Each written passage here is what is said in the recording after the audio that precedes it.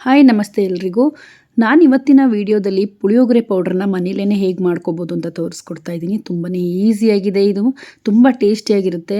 ತಿಂಗಳಾರ್ಗಟ್ಲೆ ಇಟ್ರೂ ಕೆಡಲ್ಲ, ಅಷ್ಟು ಚೆನ್ನಾಗಿರುತ್ತೆ. ಮೊದಲಿಗೆ ಒಂದು ಬಾಣಲಿ ತೊಗೊಂಡು 100 ಗ್ರಾಮ್ ಆಗೋಷ್ಟು ಧನಿಯಾ ತೊಗೊಂಡಿದ್ದೀನಿ, 50 ಗ್ರಾಮ್ ಜೀರಿಗೆ, 50 ಗ್ರಾಮ್ ಮೆಣಸು ಮತ್ತು 25 ಗ್ರಾಮ್ ಕಡಲೆಬೇಳೆ, 25 ಗ್ರಾಮ್ ಉದ್ದಿನಬೇಳೆ, ಒಂದು 10 ಗ್ರಾಮ್ ಮೆಂತ್ಯ ತೊಗೊಂಡಿದ್ದೀನಿ. 10ರಿಂದ 15 ಗ್ರಾಮ್ ತೊಗೋಬೋದು.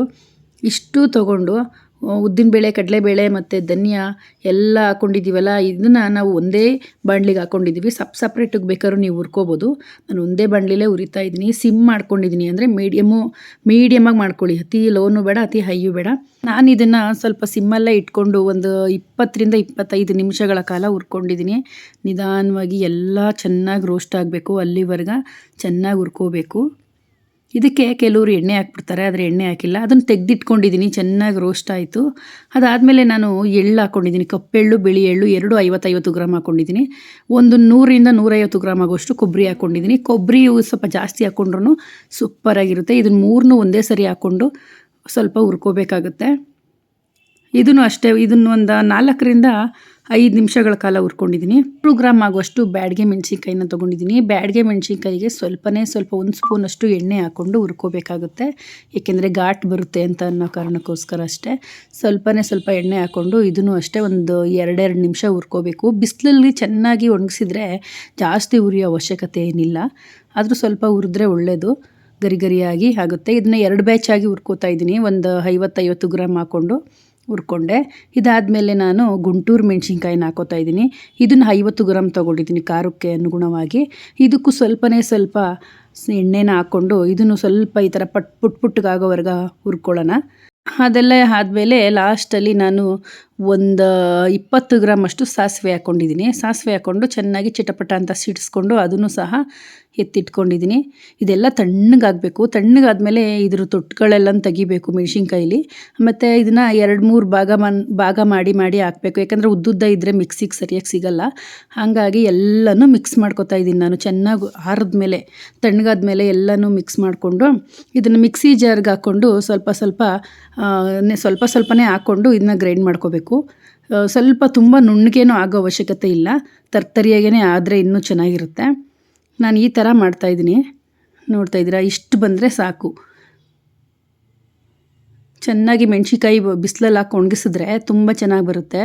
ಮೆಣಸಿನ್ಕಾಯಿ ಮೆತ್ಕಿದ್ರೆ ಅಷ್ಟು ಪೌಡ್ರ್ ಚೆನ್ನಾಗಾಗಲ್ಲ. ಮೆಣಸಿನ್ಕಾಯಿ ತುಂಬಾ ಚೆನ್ನಾಗಿ ಗರಿಯಾಗಿ ಒಣಗಿರಬೇಕು ಮತ್ತು ಚೆನ್ನಾಗಿ ರೋಸ್ಟ್ ಆಗಿರಬೇಕು. ಮತ್ತು ಲಾಸ್ಟಲ್ಲಿ ನಾನು ಒಂದು ಬ್ಯಾಚ್ಗೆ 1.5 ಸ್ಪೂನಷ್ಟು ಅರಿಶಿನ ಪೌಡ್ರು ಮತ್ತು ಒಂದು ಅರ್ಧ ಸ್ಪೂನಷ್ಟು ಹಿಂಗು ಇಷ್ಟನ್ನು ಹಾಕ್ಕೊಂಡು ಸ್ವಲ್ಪ ರುಬ್ಕೊಳ್ಳೋಣ, ಯಾಕೆಂದರೆ ಇದೆಲ್ಲ ಮಿಕ್ಸ್ ಆಗಬೇಕಲ್ಲ. ಹಂಗಾಗಿ ಮಿಕ್ಸಿ ಜಾರ್ಗೆ ಹಾಕ್ಬಿಟ್ಟೆ. ಇದೆಲ್ಲ ಆದಮೇಲೆ ಎಲ್ಲ ಪೌಡ್ರನ್ನು ಮಿಕ್ಸ್ ಮಾಡ್ಕೋಬೇಕಾಗುತ್ತೆ. ಇದಕ್ಕೆ ಸ್ವಲ್ಪ ಉಪ್ಪನ್ನು ಕೂಡ ಸೇರಿಸ್ಕೊಂಡು, ಈಗ ಸ್ವಲ್ಪ ಉಪ್ಪನ್ನ ನೋಡ್ಕೊಂಡು ಹಾಕೋಬೇಕಾಗುತ್ತೆ. ಈಗ ನಾನು ಮಾಡಿರೋ ಪೌಡ್ರು ಒಂದು ಅರ್ಧ kg ಆಗಿದೆ. ಈಗ ಒಂದು 3ರಿಂದ 4 ಸ್ಪೂನಷ್ಟು ಹಾಕ್ಕೊಂಡಿದ್ದೀನಿ, ಯಾಕೆಂದರೆ ಗೊಜ್ಜು ಮಾಡಬೇಕಾದ್ರೂ ಸ್ವಲ್ಪ ಅಲ್ಲೇ ಹಾಕ್ಕೊಂಡ್ರೆ ನಡೆಯುತ್ತೆ. ನೀಟಾಗಿ ಕಲಿಸ್ಕೊಂಡೆ.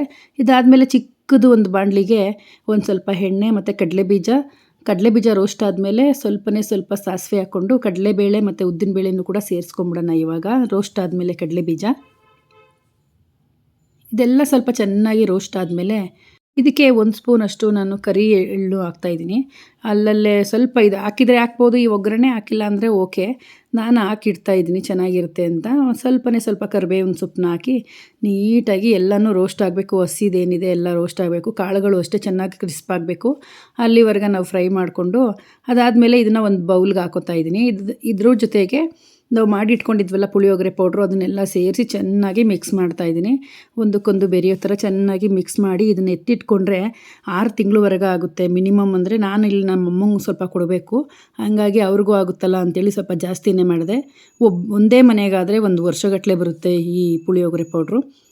ಅದಾದಮೇಲೆ ಸ್ವಲ್ಪ ಗೊಜ್ಜು ಮಾಡಿ ತೋರಿಸೋಣ ಅಂದ್ಬಿಟ್ಟು ಮಾಡ್ತಾಯಿದ್ದೀನಿ. ಸ್ವಲ್ಪ ಬಾಣಲಿಗೆ ಒಂದು ಅರ್ಧ ಕಪ್ಪಷ್ಟು ಎಣ್ಣೆ ಹಾಕ್ಕೊಂಡು ಕಡಲೆಬೀಜನ ಫಸ್ಟ್ ಹಾಕ್ಕೊಂಡು ರೋಸ್ಟ್ ಮಾಡ್ಕೊಬಿಟ್ಟೆ. ಅದಾದಮೇಲೆ ಕಡಲೆಬೇಳೆ, ಉದ್ದಿನಬೇಳೆ, ಒಂದು ಸ್ವಲ್ಪ ಸಾಸಿವೆ, ಒಂದು 2 ಒಣಮೆಣ್ಸಿನ್ಕಾಯಿ, ಒಂದು 2 ಕಡ್ಡಿ ಕರಿಬೇವು. ಈಗ ನಾವು ಮಾಡಿರೋ ಪುಳಿಯೋಗರೆ ಪೌಡ್ರು ಒಂದು 2 ಸ್ಪೂನಷ್ಟು ಹಾಕ್ಕೊಂಡು, ಅದಕ್ಕೆ ಜಾಸ್ತಿ ನಾವು ಫ್ರೈ ಮಾಡೋದು ಬೇಡ, ಹುಣಸೆ ರಸನ ಬಿಟ್ಬಿಡೋಣ. ಒಂದು ನಿಂಬೆಹಣ್ಣಿನ ಗಾತ್ರದಷ್ಟು ರಸ ಬಿಟ್ಟಿದ್ದೀನಿ, ಇದನ್ನು ಹುಣಸೆ ಹುಳಿನ. ಅದೆಲ್ಲ ಆದಮೇಲೆ ಸ್ವಲ್ಪ ಉಪ್ಪು ಹಾಕ್ಕೊಳ್ಳೋಣ. ಉಪ್ಪು ಹಾಕ್ಕೊಂಡು ಇದಕ್ಕೆ ಒಂದು ಅರ್ಧ ಸ್ಪೂನಷ್ಟು ಬೆಲ್ಲ ಹಾಕ್ಕೊಂಡಿದ್ದೀನಿ. ಬೆಲ್ಲ ಹಾಕ್ಕೊಂಡ್ರೆ ಚೆನ್ನಾಗಿರುತ್ತೆ ಟೇಸ್ಟು. ಅದಾದಮೇಲೆ ಲಾಸ್ಟಾಗಿ ಫೈನಲಾಗಿ ಕೊತ್ತಂಬರಿ ಸೊಪ್ಪು ಹಾಕಿ ಸ್ವಲ್ಪ ಈ ಥರ ಕಲಸಿ ನಮಗೆ ಎಷ್ಟು ಗೊಜ್ಜು ಬೇಕು ಅಷ್ಟು ಮಾತ್ರ ಇಟ್ಕೊಂಡು ನಾನು ಕಲಿಸ್ತಾ ಇದ್ದೀನಿ. ಮಿಕ್ಕಿದ ಗೊಜ್ಜನ್ನ ಎತ್ತಿಟ್ಕೊಬಿಟ್ಟಿದ್ದೀನಿ ಬೆಳಿಗ್ಗೆಗೆ ಆಗುತ್ತೆ ಅಂತ. ನಾನಿದು ತೋರಿಸೋದಕ್ಕೆ ಅಂತ ಮಾಡಿದ್ದಷ್ಟೇ. ತುಂಬ ಚೆನ್ನಾಗಿ ಬಂದಿದೆ ಕಲರ್ ಅಂತೂ. ಈಗ ನಾನು ಮಾಡ್ಕೊಂಡಿರುವ ಪುಳಿಯೋಗರೆ ಪೌಡ್ರು ಇದು ಒಂದು 6 ತಿಂಗಳಿಂದ 1 ವರ್ಷದವರೆಗೂ ಬರುತ್ತೆ ಪೌಡ್ರು. ಸ್ವಲ್ಪನೂ ಕೂಡ ಹಾಳಾಗಲ್ಲ, ಅಷ್ಟು ಚೆನ್ನಾಗಿ ಬರುತ್ತೆ ಟೇಸ್ಟು ಅಷ್ಟೇ. ಪುಳಿಯೋಗರೆ ಪೌಡ್ರು ಮನೇಲಿದ್ರಂತೂ ಪಟ ಪಟ ಅಂತ ಕೆಲಸ ಆಗ್ಬಿಡುತ್ತೆ. ಏನು ಮಾಡಬೇಕು ಅಂದಾಗೆಲ್ಲ ಗೊಜ್ಜು ನೆನಪಾಗುತ್ತೆ, ಪೌಡ್ರು ನೆನಪಾಗುತ್ತೆ, ಅಂಗಡಿಗೆ ಹೋಗಂಗಿಲ್ಲ, ತರಂಗಿಲ್ಲ. ಹಾಗಾಗಿ ಈ ಪೌಡ್ರನ್ನ ಮಾಡಿಟ್ಕೊಳ್ಳಿ, ಈಸಿ ಆಗುತ್ತೆ. ಇವತ್ತಿನ ವಿಡಿಯೋ ಇದಾಗಿತ್ತು. Thank you for watching.